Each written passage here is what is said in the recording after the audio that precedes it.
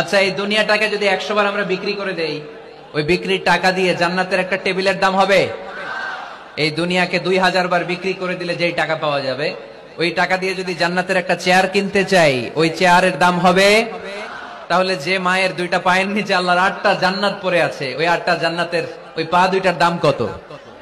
রাসূল সাল্লাল্লাহু আলাইহি ওয়াসাল্লাম বলেছেন, লাউ কাতা'তা জিলদাক, তুমি তোমার গায়ের চামড়া কেটেও যদি মায়ের পায়ের জুতা বানিয়ে দাও, তাহলে ছোটবেলায় যে দুধ খেয়েছো, এক ঢোক দুধের শোধ কোনোদিন আদায় হবে না। চিল্লায় এখন সুবহানাল্লাহ। এজন্য মা বাবা যাদের বেঁচে আছে, আমরা যেন মা বাবার কাছ থেকে দোয়া নেই। পীর সাহেবের কাছে যদি দোয়া নিতে যান, দোয়া কবুল হতেও পারে, নাও হতে পারে।